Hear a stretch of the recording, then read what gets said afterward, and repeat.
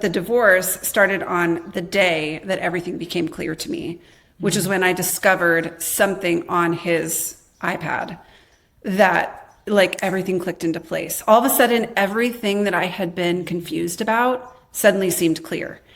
It was like 24 to 48 hours of confronting him, asking him to leave, changing the locks, creating some safety for myself. And that was where the divorce process really began. Welcome to The Details with Allison Kahler, a space for real divorce stories and grounded conversations with experts, helping you find clarity and courage as you step into a future that may look different than you expected and better than you thought possible.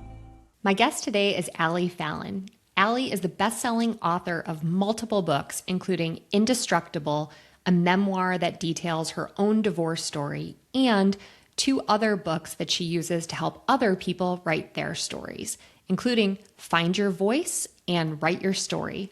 Let's get into my conversation with Allie. Welcome to The Details, Allie. Hi, thank you so much for having me. I'm so excited to have you on to talk about your divorce story, which you actually cover in a memoir that you wrote, Indestructible. Yeah. And you open that book with a quote from John Steinbeck saying, "I believe a strong woman may be stronger than a man, particularly if she happens to have love in her heart. I guess a loving woman is indestructible." And so tell us why you chose the name Indestructible for your memoir and what that quote means to you. Well, John Steinbeck has been a favorite author of mine for a very long time. And when I stumbled across that quote, it just really struck a chord in me. And even hearing you read it now, I mean, I don't think about it every day anymore. But when I was going through the hardship of the divorce, it was something I thought about all the time. And even hearing you read it today, it just really still lands in a special place in my heart. It's this idea that whatever hardship that you go through burns away so many things from your life that you think are you, but then what's left over at the end of the day is love. And I don't think that it's a gendered thing. I think men have as much access to love as women do, but there is something about a woman with love in her heart that inspires other people to have love in their heart too. And my experience really reflects that quote. And that's why I chose the quote for the memoir, because it was oddly, you think of a divorce as the end of love. But for me, it was the beginning of love. It was the beginning of learning how to love myself, of learning how to really, truly love a person. And there were so many paradigm shifts for me along that way. I thought loving meant staying. I thought loving meant fighting it out. I thought loving meant fixing it. And love doesn't mean any of those things. And I learned through the process of letting go of my marriage how to be a loving woman. Yeah.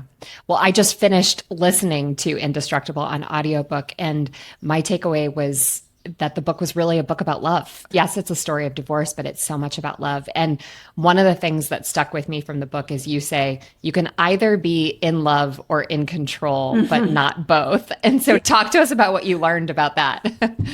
Yeah, I mean, we're taught from a very young age. I think our culture really promotes this idea of being in control. However you want to label it, it's like be productive, be efficient, make a contribution, show up, take responsibility, take accountability, be a good person in the world, make something of yourself, make something of your life. And there's nothing inherently wrong with any of those ideas or any of that advice, but I do find it lacks a lot of nuance. There's a whole other side to the story where you don't have control over outcomes, where you can't always wrestle something to the ground. And I know for a long time in my first marriage, I thought, if I can't make this work, it means I didn't try hard enough, or I wasn't loving enough, or I don't know, whatever it means about me. And what I realized through the process of going through my divorce was that actually it was the letting go that was so loving. The abandonment of this weird idea that I needed to fix this, or that I could possibly fix it. I mean, like, fixing what? Fixing him? Fixing the toxicity that existed between us? Like, there's so many layers to the story, but that was a big piece of it for me. Letting go of this idea that I could control this into being what I needed it to be was the most unloving thing I could possibly do.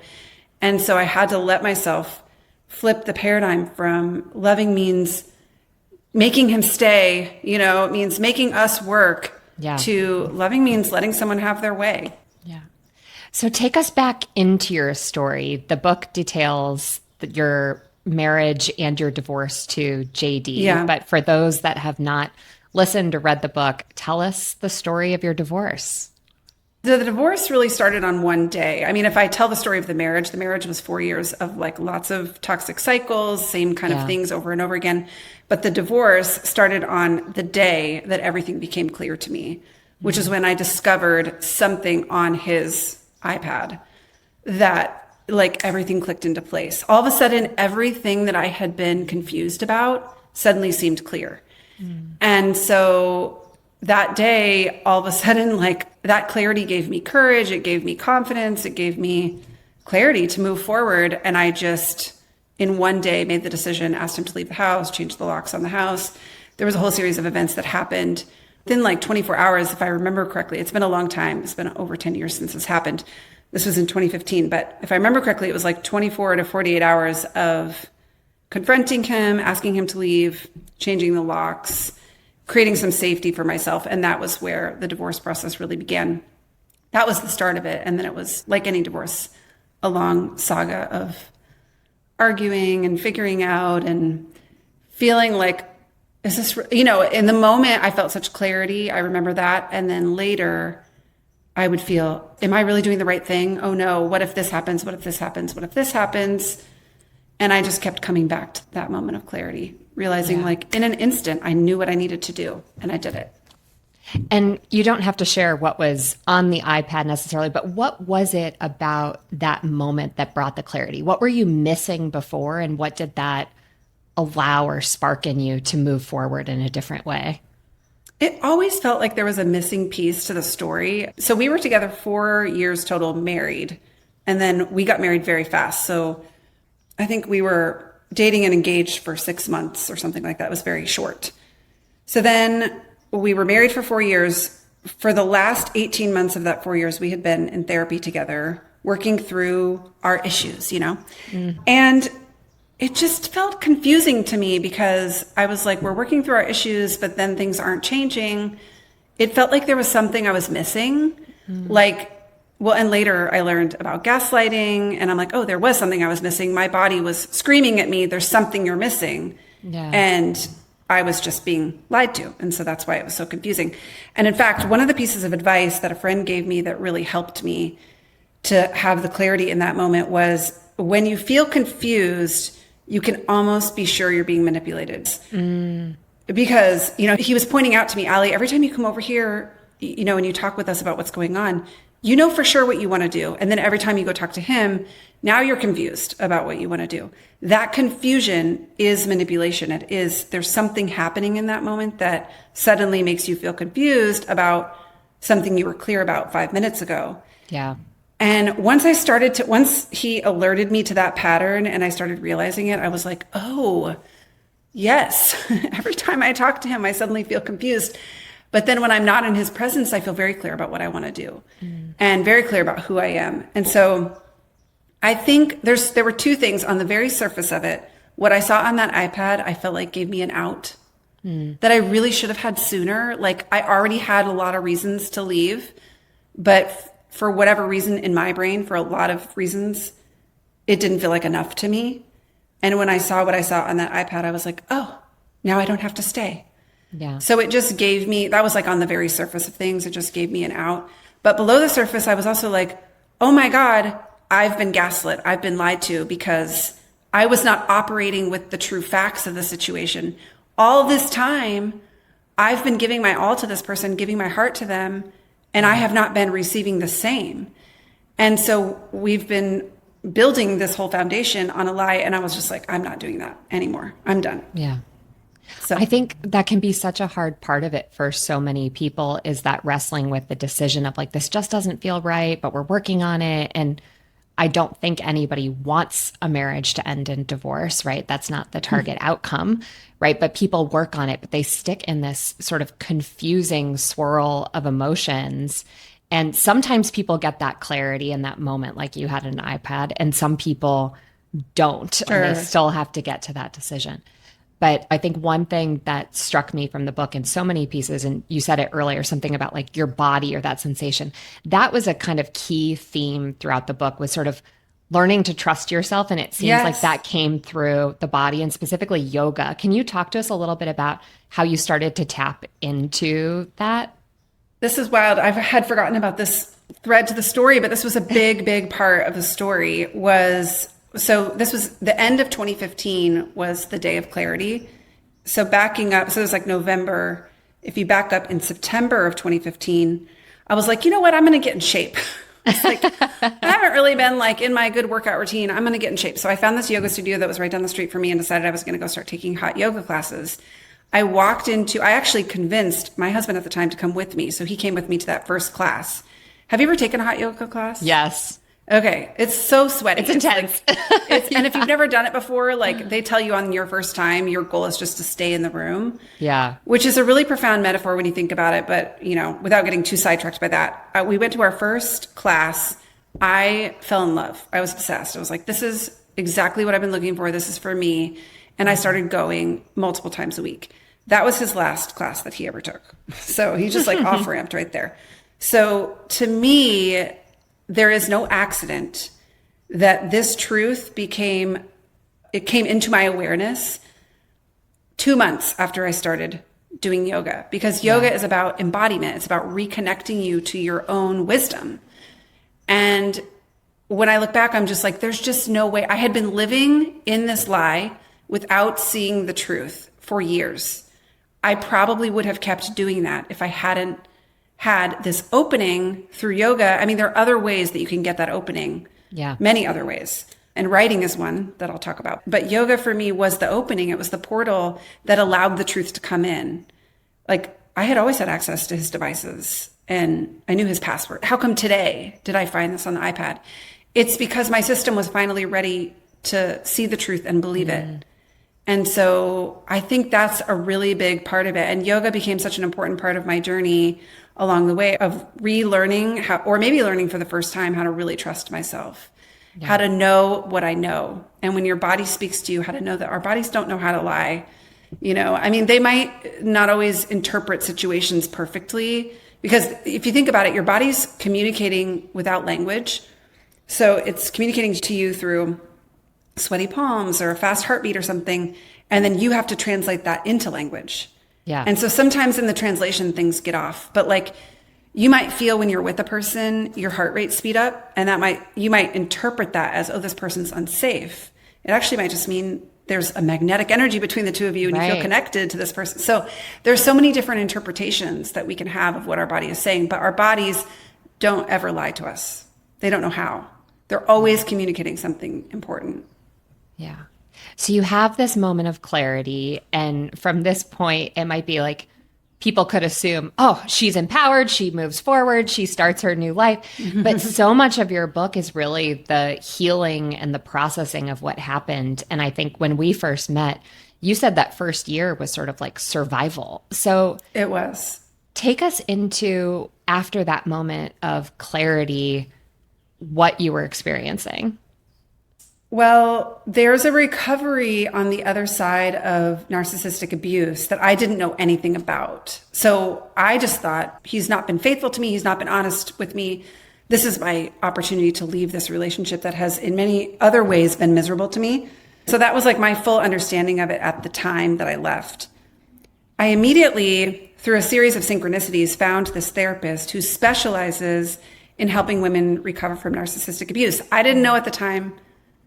I didn't even really know the term narcissistic abuse, because if you think about it, this is 11 years ago, where it was before culturally we were talking about this everywhere. Right. It's all over Instagram and everything now. But it at the is time, now, it wasn't. but back then it wasn't. And so I hire this therapist and start meeting with her. And she saw so much that I didn't see, and slowly, talked to me about these different elements of the narcissistic abuse cycle. And so it was like a slow waking up to like, oh, that's what was happening to me. But there were many layers to this, because there was also like a whole history in childhood that I brought into the relationship. A reason why I was attracted to this person in the first place, a reason why I remember on my wedding day thinking to myself, I don't want to do this. and I walked down the aisle anyway. So the question that I was asking myself when I was post-divorce is, why would someone do that? At first, it was asking it in a very critical way, like, who would do something like that? That's so ridiculous. Yeah. But over time, I started asking it in a much more compassionate way, like, what would cause somebody to make a choice that is so out of alignment with what she knew was right or what she wanted, and really to pull back all the layers that there are to that. One big piece of it was evangelicalism. I was raised in a really loving family, but like a space of high control religion. And I talk about this some in the book, but I was raised in Portland, Oregon, as part of a very popular church community. And so whether this was ever said to me or not, I can't remember, but the sensation I got was like, we're together in this little pod. We're kind of like set apart by God to be doing his special work in the world in this really depraved city. So I was surrounded by like all this openness and really intellectual ideas, but also in this world of like, you have to get your theology right. You have to be right with God. You have to get your life right. You have to make these right decisions along the way. Divorce was a big piece of that. It was like, you find a person who also is a follower of Jesus. You marry them as quickly as you can. You start having babies as young as you can, and you serve God together. So my ex-husband and I had planted a church together. We were in full-time ministry. We were doing this online, online Christian magazine. Like, looking back, I'm just like, I don't know, it kind of makes my stomach turn. But we were doing the best we could with what we knew at the time. And when the marriage broke, it broke my paradigm for that, because I had to step outside of that umbrella in order to even make this decision to get divorced. It wasn't like my parents were like, oh, definitely you should get divorced. They were kind of like, what can we do? Can we hire you a therapist? Can we send you to a place? And I had decided. I was like, I'm not going back to that. Yeah. So to step outside of that, I kind of had to start really trusting myself. I wasn't following the advice of my parents anymore. I wasn't following the advice of my church. I lost a lot of friends. I lost clout. I lost standing in the community. I lost my first book, Packing Light. I was already a published author by this point. And my first book was published by Moody Publishers out of Chicago, which is a very Christian publisher. And there were publishers who were waiting on my next book. In fact, like leading up to that day of clarity, I was working on a book, and publishers were just interested in what I was going to do next. Making this decision to get a divorce, to write Indestructible the way that I did, removed me from that ecosystem. So it's all of a sudden like, oh, nobody's going to touch that book if you write that book. Nobody's going to be interested in what you have to say if you're going to write the book. If you're going to be honest about what's really going on, then it just falls outside of the banner of what a Christian publisher or a Christian agent is really looking for. It was like my whole world fell apart, my entire paradigm of how the world works. Yeah. I lost my marriage. I lost my business because he and I were in business together. I lost friends. I lost my community. I lost everything all in one fell swoop. It was a lot to rebuild from the ground up. And in the book, you talk about the process of selling your car, selling your house. So like you literally changed everything in your entire life kind of in that time period. Yeah, it was weird how it all happened. A lot of it was practical. Like in the divorce agreement, it was stated that we had to sell this house and split the equity. It was a house we'd owned together. And then the car situation was weird because I had owned this like old Honda that I had bought in cash outright. He had purchased a Mercedes using my credit because he didn't have good enough credit to get the car. So my name was on the title of the Mercedes. So then when we split, I ended up having both cars. So then, I mean, out of the kindness of my heart, I suppose, I gave him the Honda. I ended up with the Mercedes. So I was like, I'm not driving this freaking car. Like every time I get in this car, I just am mad. I think of him. I got to offload it. So I had to get rid of the car. I mean, I didn't have to, but I really wanted to not drive that car. And the house, that was part of the divorce agreement. So yeah, it was a dismantling of my entire life. Yeah. But part of that selling the car was the next relationship, the first relationship you had post-divorce. So what was it like to get into this relationship with David, your first relationship post-divorce? Yeah, I mean, it was a whirlwind. There's so much to say about that relationship, but I think for me, it was a practice in learning to trust myself again. Because on the surface of things, this person, I met him because I drove onto this dealership, kind of ended up there by accident. I was like, I have to get rid of this car today. So I just need you to help me get into a different car. I don't care what car it is, but I'm not driving this car off this lot today.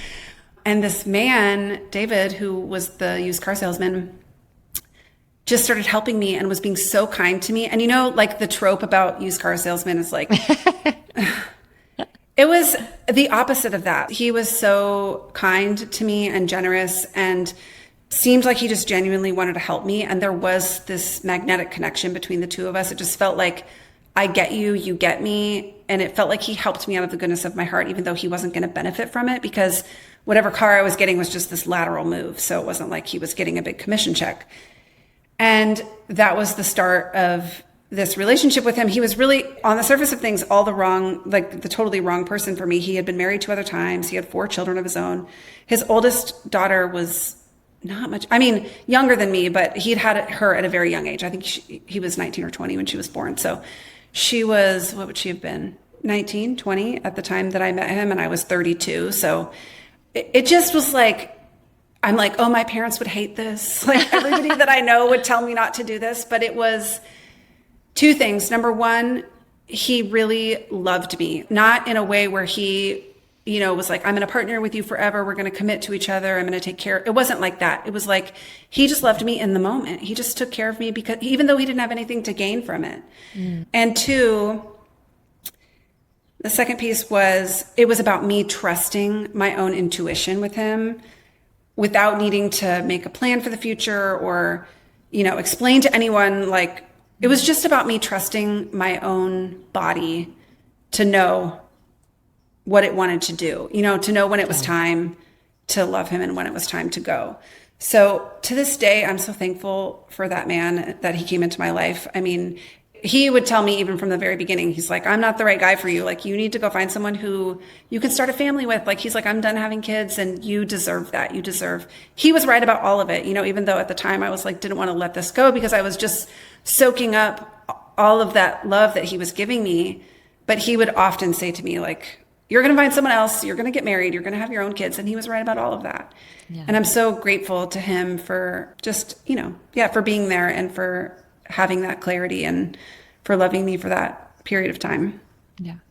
So you have this massive identity shift and all of this transition, like upheaval, it sounds like. What are the things that allowed you to start to rebuild and recover through those first few years post-divorce? One big thing that comes to mind is moving into a space of my own. So I had this total crisis fall apart after I sold the house. I could not make a decision about where to live for the life of me. There was this duplex condo thing that I wanted to buy. I asked my parents to co-sign with me. They wouldn't co-sign with me. I was furious with them. Like, I held this grudge forever because I'm just like, you keep asking how you can help, and this is the one way I want you to help, and you're not going to help me. So I was so mad about it. But now in retrospect, it all worked out the way that it was supposed to. But I wanted to buy this duplex, and it was kind of like in my mind at the time, it was like, if it's not that, then I don't want to live anywhere. Yeah. So I just was I was pouting and I don't know, digging my heels in because I couldn't buy this townhouse. I refused to do anything. So I was like bopping around, staying with various friends who were all very lovely and like welcomed me into their houses. And it ended up being this really cool season of time for me where I got to watch healthy couples operate. I was like, y'all aren't like throwing things across the room at each other. Like, nobody's slamming doors and like running out of the house, threatening to do what, like, I was like, oh, this was a big part of my realization of how truly toxic and abusive this relationship had been. Mm-hmm.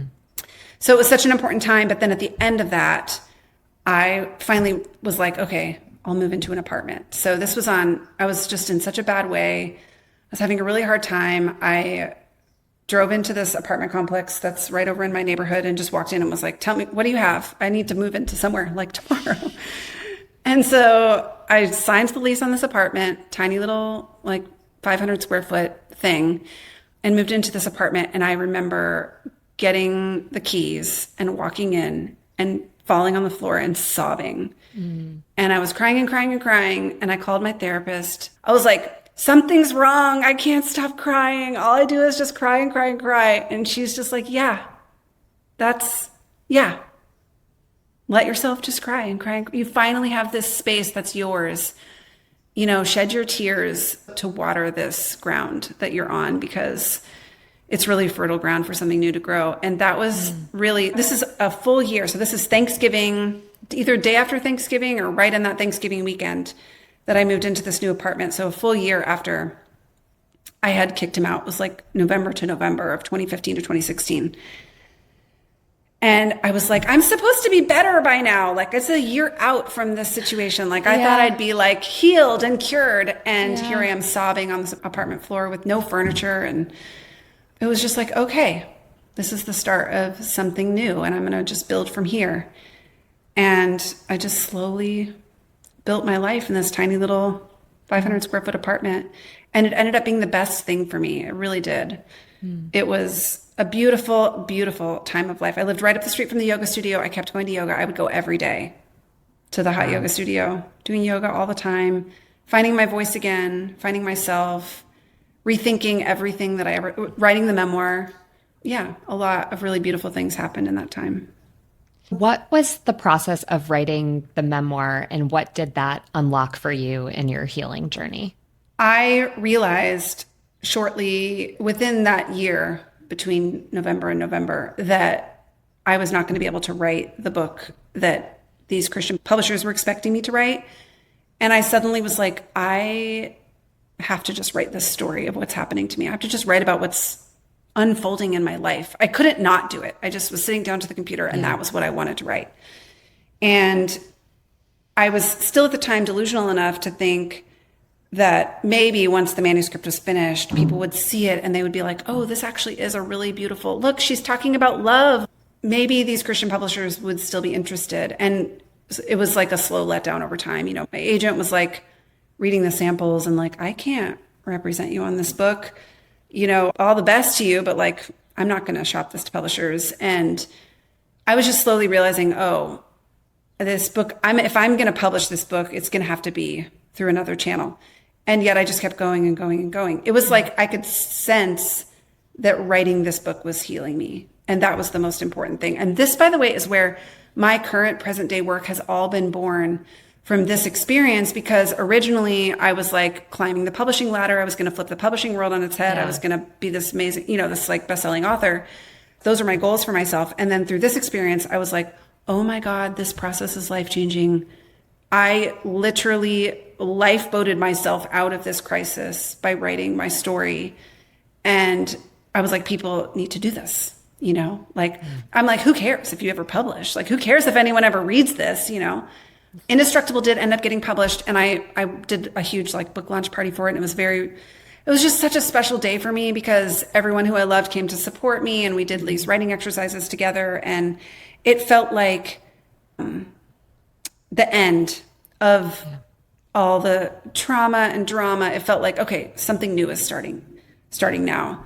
And that would have been in 2017. So it was a really special experience to get to publish that. But I will say that book has not sold as well as my other books have sold. And yet it is the most important book I've ever written. And that's why to this day, I will die on this hill. I'm like, write your book, write your story, write your story. If you do nothing else in your life, write your story, because it will save you. And if 2 people read it, if nobody reads it, it's for you. I read it or listened to it because you narrated it. And I think it shares so much of what I'm trying to do with this podcast, which is to share stories, because I think we see each other in stories. And there were so many parts of your story that I connected with, even if the circumstances of our divorces were different. And so it is a beautiful book. I highly encourage anyone listening that is navigating this to go out and I prefer the audiobook because you get to hear Allie's voice, but such a good book. But I want to come back to what you said about just this being personally important and what it is to write as a way of emotional processing. And this is the work that you do today. So what would you say to people, especially, people are like, well, I'm not a writer. Like I have ChatGPT write all of my emails these days anyway, right? So how do you start to pick up the pen? How do you even begin if you're not a quote unquote writer? Well, the first thing I'll say is when people say to me, I'm not a writer, I'm like, welcome. That's your initiation to this club that you've decided. Like, it's so funny to me because people who are published, who have been on the New York Times list, like I've worked with authors, I've ghostwritten for so many authors. I've worked with people to outline their books who are very accomplished in the publishing space, who will say to me, I'm not a writer. This happened by accident. I was just a business owner. I'm just a pastor. I'm just a whatever. And like by accident, I suddenly, a publisher was interested in me and we were able to publish my story. I'm like, you are a writer. You absolutely, what does it take? Like, what qualifications would you think a person needs to have in order to be included of this secret club that we call writers? You are a writer. It would be like saying, I'm not a talker. I'm not a speaker. It's like writing is a mode of communication. Yeah. And earlier in the episode, I was talking about how our body is always communicating to us. It never lies. And we have this opportunity to interpret the messages of our body. Writing, in my view, is really that.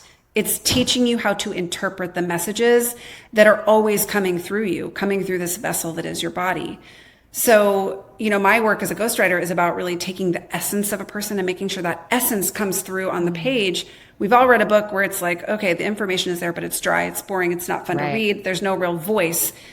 The work of writing is to get the voice, like the essence of who you are and who you were put here to be, to come through on that page. And in order to do that, we have to drop our ideas about good writers, that they have perfect grammar. No author I've ever worked with has perfect grammar. In fact, authors notoriously have terrible grammar, including myself, by the way. Like, we're not the grammar people. It's actually like the very right-brained people who are, I'm getting that wrong. It's actually the very left-brained people, like mathematicians. Those are the people who are really perfectionistic and get the grammar perfect. But like the creative side of your brain doesn't give a shit about grammar, like doesn't care. Yeah. It just wants to tell the story. It just wants to communicate. It just wants to be heard. And so if we can drop this idea that we have to be a gifted writer, we have to have good grammar, we have to have we have to have an English degree, you have to have gone to some university, you have to be published before, like none of that is true. You are a writer because you sit your butt down in the chair and you do some writing. And so the more you can do that, the more you'll start to own that identity of writer. And the more you have the opportunity to translate the messages that your body is always trying to give you. Yeah. And in terms of when to write, as people are navigating, I talk about on solo episodes that I've done that I was a big journaler through my divorce contemplation process and all of that. So I was writing, right? But like little snippets throughout. As you think about the concept of writing a book or other types of things like that, is there a time that you suggest where it's like, hey, it's helpful to have some distance through this, but how would you recommend people start how or when? Well, a book usually starts from journal entries. I mean, what you are doing is quite intuitive and perfect for tracking your journey. And it can eventually be turned into a book, or it may not need to. Only your intuition can really tell you that. But your question reminds me that the reason I wrote my most recent book, which is called Write Your Story, is to help people make the jump from I'm journaling about what happened to me to I want to put this into a format of a longer narrative. So there's my third book, The Power of Writing It Down, was really about journaling. It was about every day having time set aside to write about what's happening in your life, to write about how it makes you feel, and to write your thoughts about it. That's the power of writing it down. When you take it past that, there really is some framework, some skill that you need in order to turn that into a story that would be gripping to a reader. And shockingly enough, or maybe not so shockingly, the process of flipping from journaling to storytelling actually teaches you even more about what the story is here to show you. Because here's just one example. But when you're journaling about your life, you're not really thinking of yourself as the protagonist in some story. But when you start thinking about how stories are put together, there's always a protagonist. And who's the protagonist? It's you. Yeah. And what I always say to people is like, what's the thing that, you go to a movie and you're screaming at the screen for the protagonist to do something that's so obvious to the audience, but not obvious to the protagonist. And I'm like, when you start to think about yourself as the hero of your own story, you're like, what's everyone screaming at me? Like, what would the audience be screaming at me to do right now? Like, leave him, change the locks, like, I think the audience would have been screaming at me a lot sooner to get out of a dangerous situation. It's just an interesting way to think about your life, is to think of it through the lens of storytelling. Yeah. So there's so much that you learn from using the formulas and the frameworks that have always been around about how stories are put together. Yeah, I could give 100 other examples, but that's a really good one. Well, I love this for two reasons. One is, writing helps process looking backwards. That's very much what I'm doing by like rereading these journal entries, sharing some of it on the podcast here, is like looking backwards, sort of healing. But as you said, when you start to view yourself differently through writing, it probably forward looking changes how you live your life. So what have you noticed? I mean, you were already a writer, but what have you noticed about how you lived life differently, or how you notice people that you support through the work that you do now? How do they start to live life differently when they start to make this shift of living life as a protagonist in their own story?